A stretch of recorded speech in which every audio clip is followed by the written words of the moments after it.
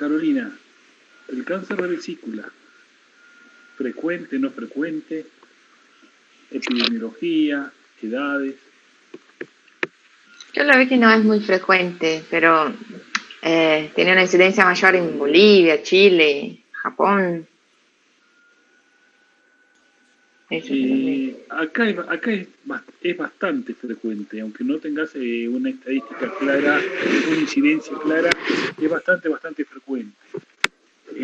Sobre todo, ¿en qué grupo etario? En las mujeres.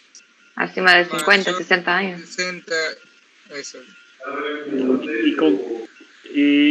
Por favor, los que no son de la comisión, silénciense. ¿Y por qué característica tiene como factor predisponente principal? La litiasis vesicular. Exactamente, la litiasis vesicular crónica, no la litiasis vesicular aguda.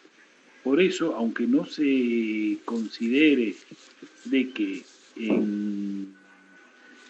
se justifica la colcistectomía profiláctica por riesgo a un cáncer de vesícula, en algunas poblaciones a lo mejor habría que charlarlo o discutirlo.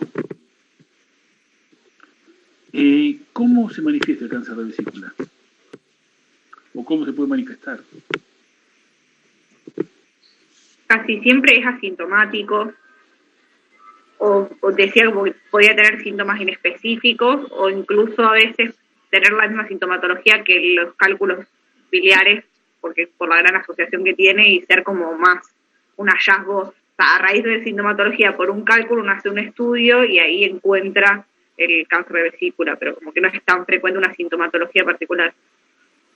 En general, la forma que se pueden presentar es, primero, como si fuera una colecistitis aguda.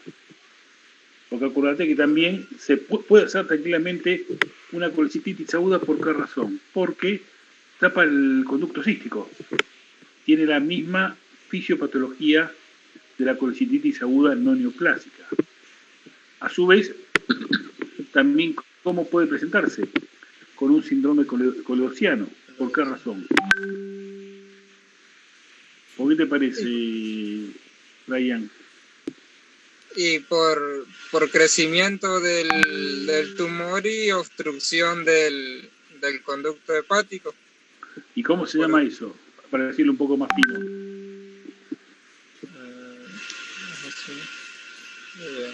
Por invasión, por continuidad. Invasión, claro.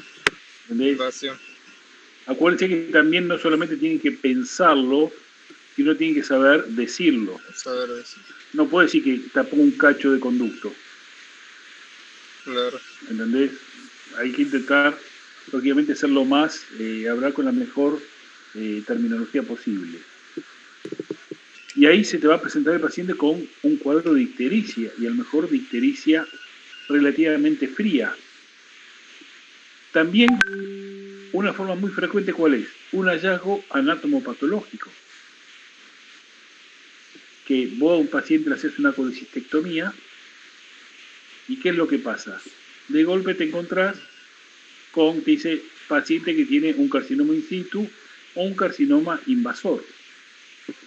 Por eso es que de alguna forma es importante que no solo que veamos la anatomía patológica, sino también compartirlo con el paciente que tiene que ver su anatomía patológica, tiene que tenerla.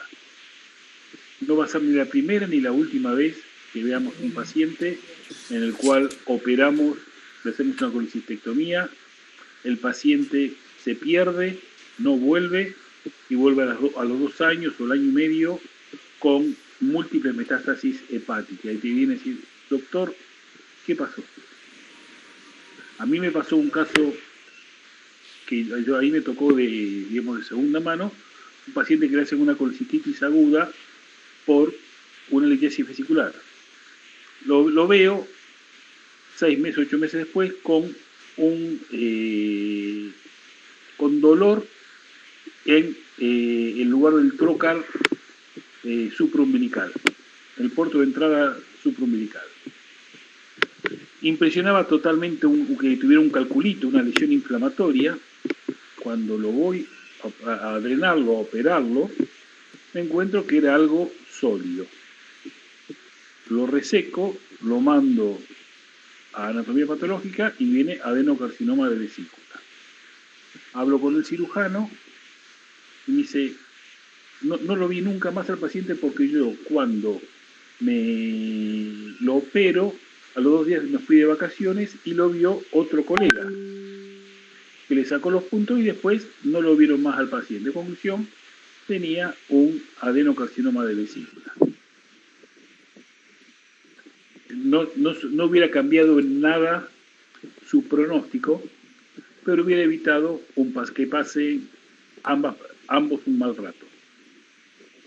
¿Entienden? Por eso es fundamental que siempre tengan el hecho de que al paciente en la epicrisis se le coloque que debe retirarse de la anatomía patológica.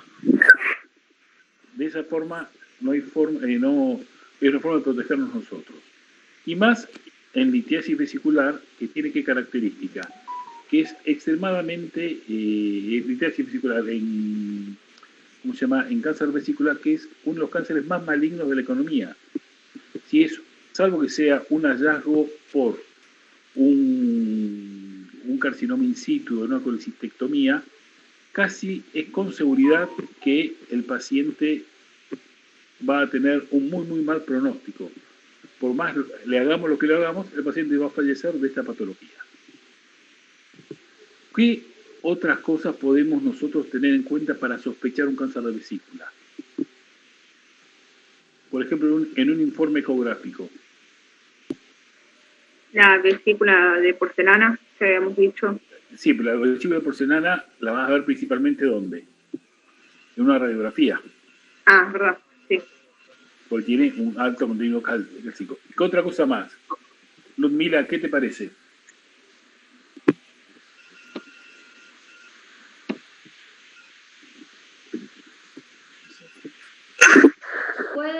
¿Puede ser la anomalía en la desembocadura de los conductos? No. ¿Cómo van a estar descritas las paredes normalmente en una ecografía? Cuando las paredes están más engrosadas, eso le iba a preguntar yo. Más que engrosada, tiene que estar ¿de qué manera descrito? Como que hay inflamación. No, paredes irregulares. No regulares. Porque muchas veces nosotros lo que te dicen paredes de características regulares, listo, bárbaro, de grosor uniforme, pero si encontramos paredes irregulares, nos hace sospechar que tenemos algo irregular. Si, por ejemplo, si nos llega una ecografía con esto, o un paciente con una colecistitis con paredes irregulares, ¿qué otro estudio le pedimos? No nos quedamos solo con la ecografía. Una tomografía. Una tomografía o eventualmente una colangioresonancia. Que son, acuérdense aparte que principalmente el cáncer de vesícula tiene una gran invasión a nivel local. Por lo tanto, con eso nosotros nos podemos saber bien en qué podemos, con qué nos podemos encontrar. Supongamos que el paciente, que muchas veces pasa, dice un cáncer de vesícula con invasión del segmento 4 del hígado, invasión de la vía biliar, y sospechamos que este paciente ya es irresecable. Y está ictérico. ¿Qué le plantearíamos a este paciente?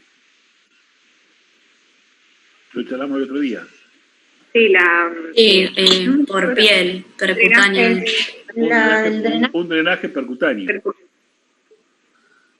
En cambio, si nos encontramos que el paciente tiene una colecistitis aguda con paredes engrosadas y no tiene invasión de la vía biliar y no tiene invasión del hígado, al paciente le podemos intentar plantear una colecistectomía radical. No una colecistectomía clásica, sino una colecistectomía radical con resección del segmento 4 del hígado, pensando que es un cáncer. O operarlo, hacer la resección y después mandar a anatomía patológica y de acuerdo a lo que venga el resultado, plantear o no una re-resección. ¿Entienden? Más o menos esas son las cosas que normalmente tendríamos que ir planteándonos con un cáncer de vesícula.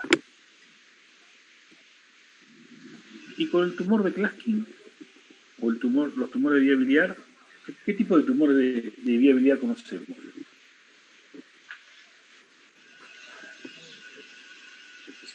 Está el de Klatskin, que es... ¿El de Klatskin qué es? Es el de peor pronóstico porque es el de la zona de confluencia o del Carrefour, o sea, la zona proximal. Sí, acordate siempre el supermercado. Por eso vos decís el Carrefour, no te vas a equivocar nunca. Exacto. O sea, que es en esa zona y es el que tiene peor pronóstico. No, y digas después... no digas del COT o del Jumbo porque ahí se te van a reír un poco. Pero ahí ya estás. Mnemotécnicamente tenés que buscar por otro lado. ¿Cómo era, profe, que yo no lo escuché? El tumor del Carrefour, que es la unión entre el hepático izquierdo y el hepático derecho formando el hepático común.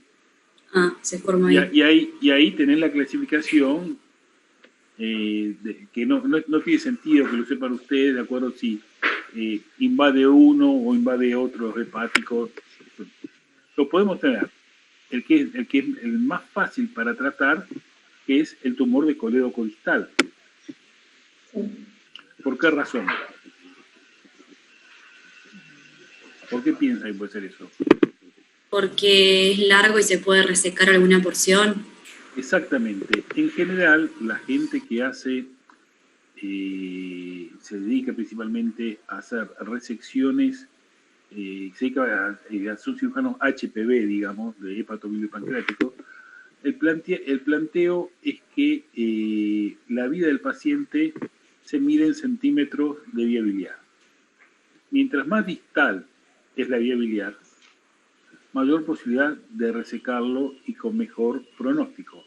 Totalmente distinto es si el paciente te invade te invade por ejemplo el hepático, los hepáticos derecho, entrando en hígado, te que hacer una hepatectomía mayor que plantear una resección o una donopatectomía por debajo del hígado, ¿entendés? Por lo tanto, eso es muy importante, que sepa que puede ser un tumor de colédoco, un tumor hepático común o el clásico tumor de Klatskin. Y mientras más bajo esté, más fácil de tratar es. Habíamos hablado que, bueno, justo le había preguntado yo a Tatiana, que hoy no está, si se acuerdan ustedes, ¿con qué está relacionado el tumor de Klatskin? Ahí justo ella estaba hablando en el grupo diciendo que pensaba que era las 17 la clase. Pobre.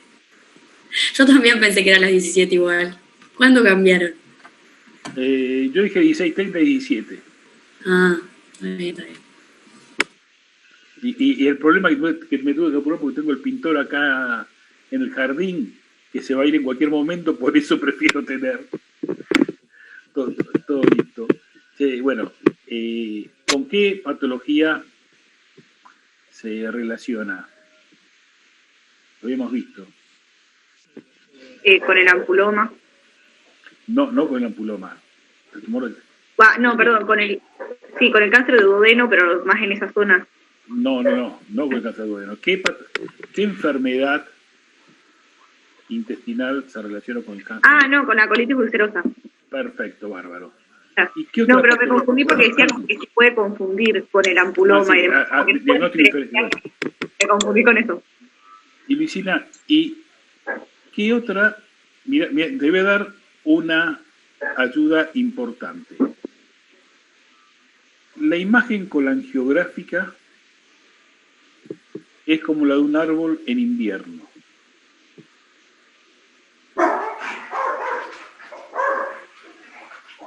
¿Qué patología es? Tengo la idea de haber leído lo que dijo, pero no me acuerdo de qué patología es. Hasta es poético un poco más. Sí, pero no me acuerdo. A ver, ¿qué otra patología de la vía biliar está relacionada que tiene que hacer diagnóstico diferencial con tumores de Klatskin en la colitis ulcerosa?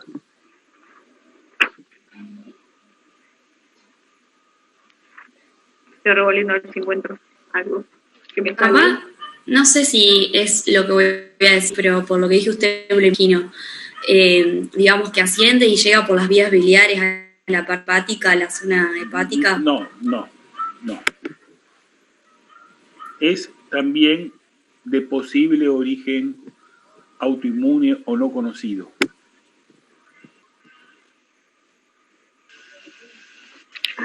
Es una de las causas más frecuentes de trasplante hepático. O una causa frecuente de trasplante hepático.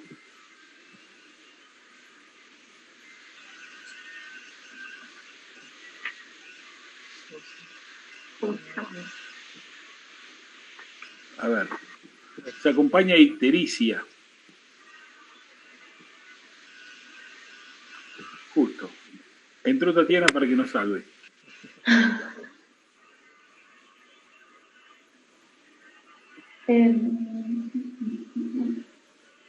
Hola, Tatiana. Hola, profe. ¿Hace mucho están? Y desde las 4 menos cuarto. Ay, pensé que era las 5. No, estamos 4:30. Pero justo estabas vos para ver si nos salvás. Bueno. ¿Qué enfermedad de la vía biliar, diagnóstico diferencial con tumores de Klatskin o tumores de la vía biliar, se presenta en la colitis ulcerosa?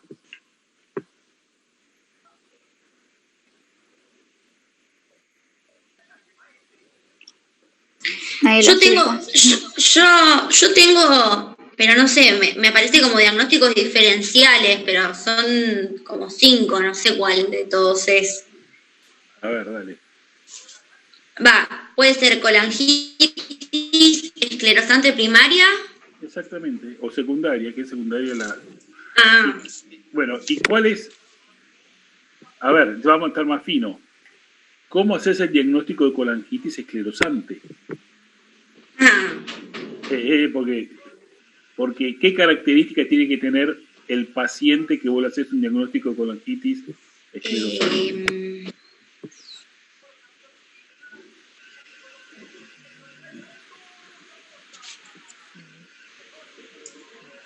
¿Qué es lo más importante del paciente?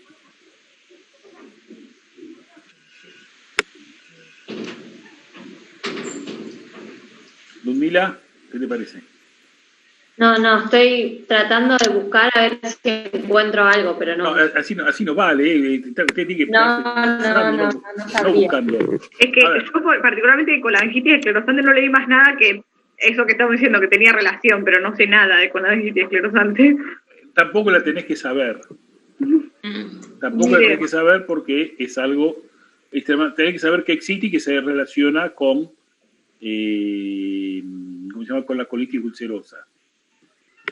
Pero una de las características que tiene que tener el paciente es que no haber sido colecistectomizado. ¿Por qué razón? Porque si no puede ser una litiasis, puede tener un cuadro por una lesión quirúrgica de vía biliar. Por eso una de las cosas básicas es que para tener el diagnóstico es que el paciente no haya sido colecistectomizado. Esas eran las viejas pautas. Ahora a lo mejor lo que con nuevas técnicas anatomopatológicas hace más fácil el diagnóstico, pero si no, era fundamental que el paciente no tenga que tener ninguna intervención sobre la vía biliar para llegar al diagnóstico de colangitis esclerosante primaria. Y lógicamente, y menos que haya tenido una instrumentación, porque si vos el paciente, imagínate, le colocaste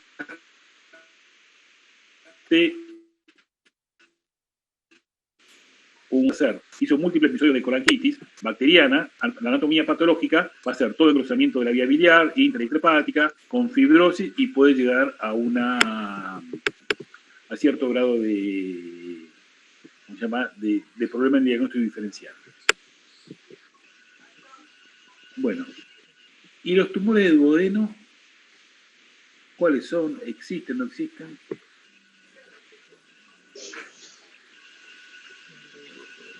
¿O en qué paciente podrés esperar ver un tumor de duodeno?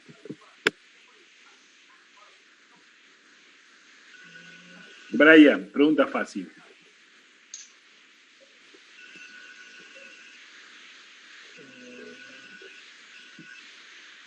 ¿Y por qué? Y te digo más, periampulares, no ampuloma. Más fácil que eso, imposible.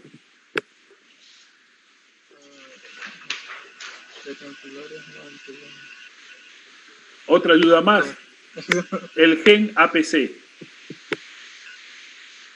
No lo sé, por eso no. Puede ser los que Los tengan celíacos, celíacos y demás. Sí. No, por eso no. ¿no? Gen APC. Los que tienen pólipos.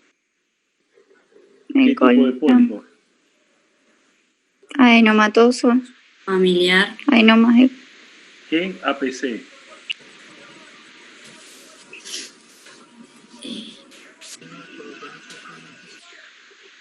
Sé que lo leí en algún momento, pero no me acuerdo de qué específicamente era. El gen APC es el gen de la poliposis familiar adenomatosa. Y yo dije familiar. No te No escuché, me- perdón. Ah, Yo dije todo lo otro. claro, Bueno, ella oye, dijo, no tiene ella nada dijo, que ver. ella tiene nada que dijo ver, que no te poliposis, y después mencionaba que venía de ahí. Bueno, los pacientes que tienen una poliposis familiar, que ¿cómo le diagnosticamos cuando un paciente tiene una poliposis familiar? Cuando le hacemos la endoscopía. ¿Cómo, profe, que se me cortó? ¿Cómo hacemos el diagnóstico de un paciente de una poliposis? Por ejemplo, viene un paciente con una videocolonoscopía, un paciente de 20 años con proctorragia. Le hacemos una videocolonoscopía y decimos, este paciente tiene una poliposis familiar. ¿Por qué?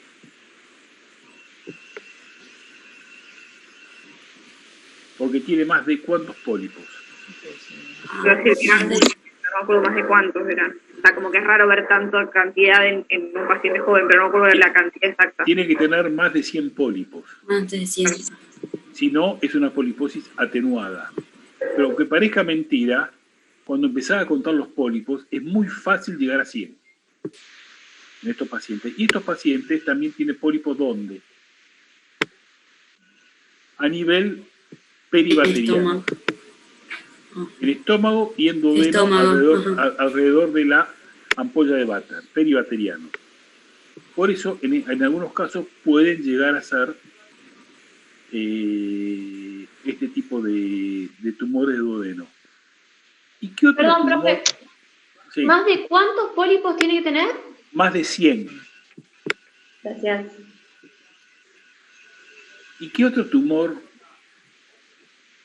de tejido, de partes blandas, presentan los pacientes con poliposis familiar? Y también se da muchas veces en poscesárea. De partes blandas.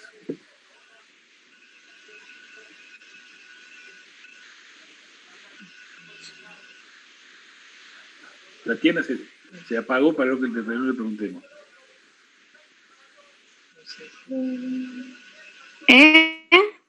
Se me va y me viene internet a mí.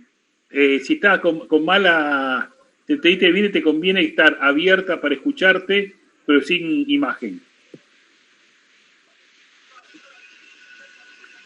Ahí está. ¿Saben cuál? Los tumores desmoides. ¿Lo vieron, lo escucharon alguna vez?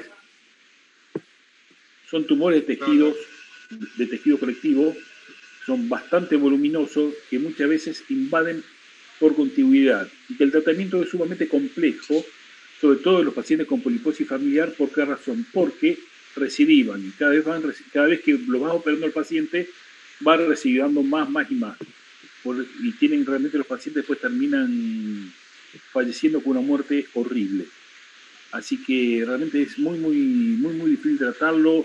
se hacía progesterona, se hacía radioterapia, pero todo con muy mala respuesta.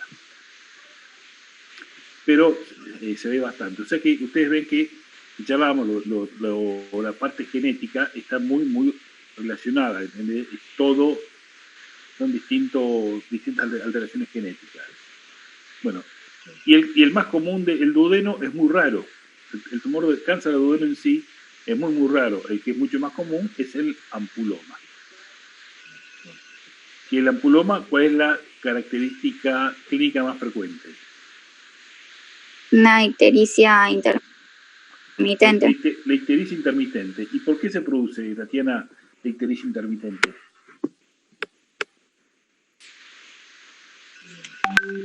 Dos teorías, y ya la dije. Porque deja el pasaje de uno es que va poco. haciendo necrosis y se va necrosando el tumor y va permitiendo que drene la bilis. Y la otra, que dicen que es por episodios de colangitis bacteriana a repetición, que cuando aumenta después la presión intraluminal se drena espontáneamente. Son las dos causas que produce la colangitis, ¿cómo se llama? La ictericia intermitente. ¿Y cómo hacemos para estadificar un ampuloma? ¿O cómo estudiamos un paciente y sospechamos un ampuloma? Porque va a tener otra sintomatología también. ¿Cuál va a ser? ¿Cuál te parece? Florencia. Tumor digestivo. ¿Qué sintomatología puede tener o qué signo puede tener? Cambios en el ritmo evacuatorio. Está muy alto para cambiar. Sí, es verdad.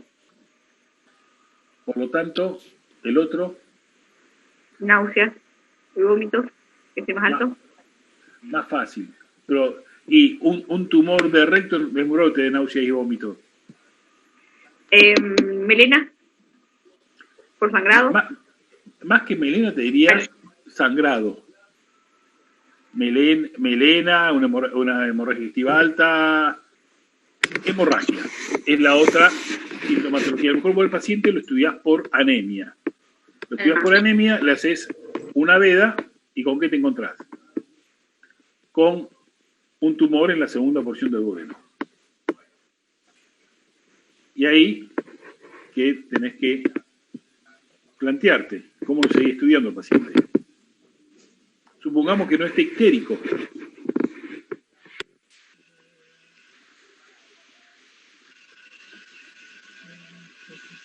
¿Cuál sería el primer estudio que le harías para estadificarlo al paciente? Una tomografía. Exactamente, una tomografía no te O va a una equivocar. cápsula endoscópica también podría llegar a ser. No. ¿Por qué no cápsula endoscópica? Y porque si hizo metástasis a distancia o por contigüidad, lo que sea, no vas a ver más que solamente el tracto digestivo. Con la cápsula. Tampoco va a poder pasar. No, esperemos. Si nosotros tenemos la cápsula endoscópica, ¿en qué lugar la podemos utilizar? Piensen. Sí. Zonas más altas, estómago. No. Yo pensé que se utilizaba para todo lo que era intestino delgado. Perfecto. No se Bueno, podía perfecto. llegar ahí con una... Ajá. No, perfecto. Y no es... se utiliza en los lugares donde no tenés acceso. Claro, con una colonoscopía. Con una colonoscopía o una endoscopía alta. ¿Entienden? La usás para el lugar donde no tenés acceso. Por lo tanto, si vos tenés acceso con un método de visión directa, ¿para qué le vas a hacer un método, una cápsula que va a tardar varios días? Por eso vos le haces una endoscopía al paciente. Le vas a ver en la segunda porción del duodeno una masa vegetante que la vas a biopsiar. Y dice, perfecto, es compatible con un ampuloma. ¿Qué otro estudio le pedís después? Hemos dicho una tomografía, para ver si tiene metástasis a distancia, adenopatía, y también queremos ver qué cosa, el grado de invasión de la pared. Una PET, sí. ¿Qué cosa?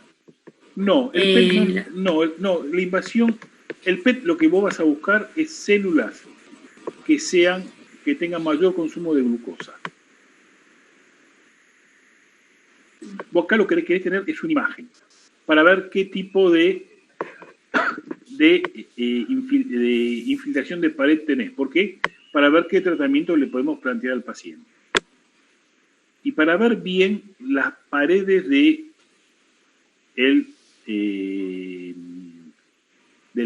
duodeno, ¿qué estudio podemos pedir? Hay dos, por ejemplo. Uno que lo repetimos siempre, que es una colangioresonancia, y el otro... Y la TAC multislide no sirve bien para ver la pared. No es tan buena para ver la pared. Es mejor la resonancia alta. La resonancia. Sí. ¿Y cuál otro?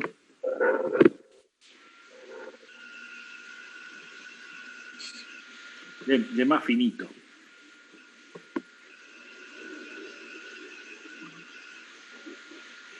Una eco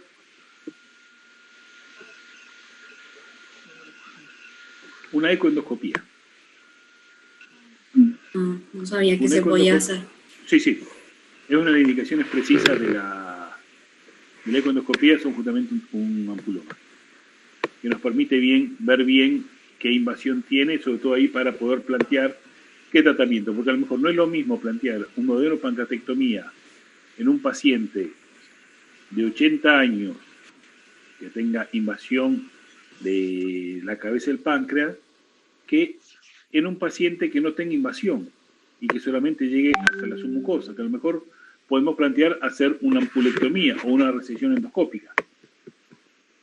Por eso es que este es uno de los estudios de éxito. Bueno, más o menos entendieron algo de esto. Sí, re bien. Sí, profe.